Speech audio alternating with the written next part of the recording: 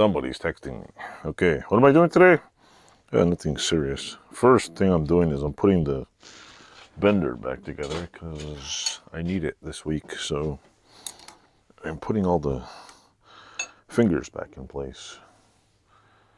And it's so bright in here, I could barely see this thing. This bender's got some cool little bendy things on it. Bendy things, right?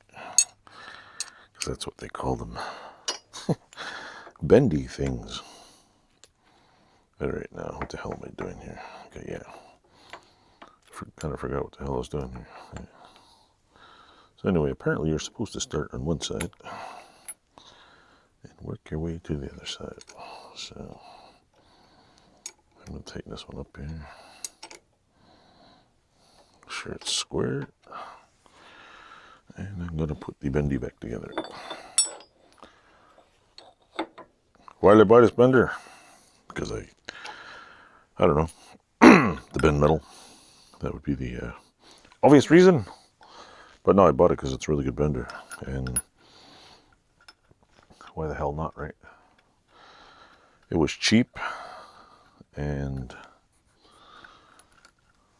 well, they're not cheap to begin with. I mean, they're DIACRO benders. But the company makes some of the best tooling in the world, I think. So I wanted a finger brake, but I didn't want one of these like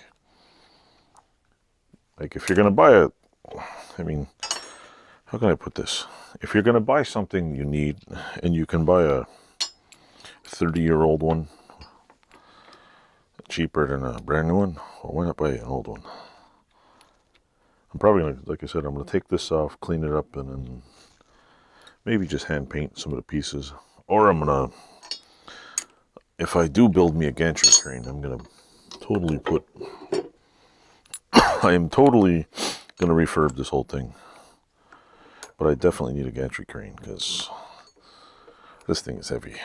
Like, there's parts in here that, I'm not 20 years old anymore, so I'm not about to kill myself trying to, mind you, even if I was 20 years old, I wouldn't attempt to lift this damn thing. So it's cool because I still say DIACRO in here. This was, I got it cheap. It wasn't, I didn't pay no $5,500 brand new for it, US. It wasn't even like, it wasn't even a quarter that price what I paid. So here is my bender. There's my, I think I'm missing one of the bolts. But I got so many things going on here, I gotta like narrow it down to a couple of things. And one I keep cleaning up. I got a lot of scrap metal I gotta clean up. Alright, this goddamn thing doesn't fit. Oh, this might be for the front. I might have mixed up the front bolts with the back ones, but I don't think that's possible. I don't know. Some of them go in some holes and some of them don't. I had a dedicated wrench here, but my daughter likes to play with everything, so yeah. Just putting the bender back together. This one is a 6-inch, 1 5/8, 1/4, 3-inch, 3-inch, and 1 1/4. And what's weird is, I'll show you in a minute. There's some really cool things that I didn't even know. Come on. Yep, got me an old 80s Craftsman 1/2-inch wrench here. Apparently they don't make them like they used to. I don't know why they do that. You know what I mean? Got a good company, make good quality tools, made in America, and yeah, let's outsource it to some other thing. Not so we can make the tool better, just so we can make a better profit. And then when you ship it offshore and people find out about it, people stop buying it, and guess what? Where's your better profit, right? Your profit is gone.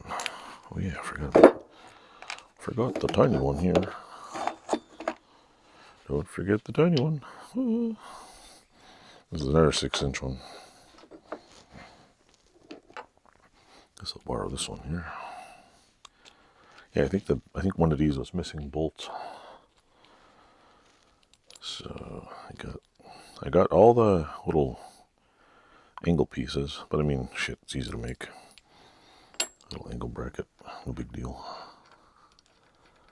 But some of the bolts don't. Some of the bolts go in like they've been taken in and out probably 100,000 times, and some of them just like don't even want to cooperate. Let's see. Ta-da, ta-da. And just the price of the fingers alone are just like almost $100, $200 a finger. So if you got to replace the fingers on this thing, it's just like, whoa, man. Yeah, some expensive shit. Thankfully, I got a whole set of them.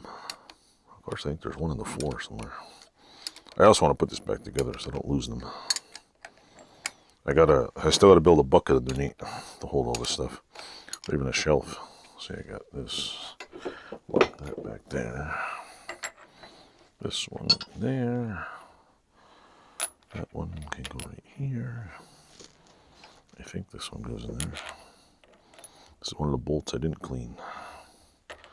One of the uncleanly bolts. Alright, we got this one. And I'm missing a bracket. My daughter was playing here, so I don't know if the bracket's over here or over there.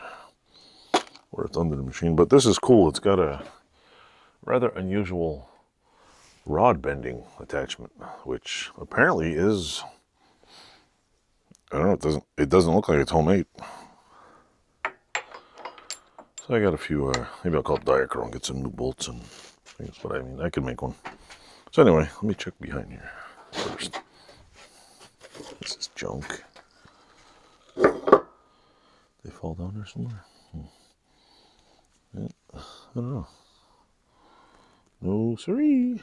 No cigar. I might just use like I have this little tray we made.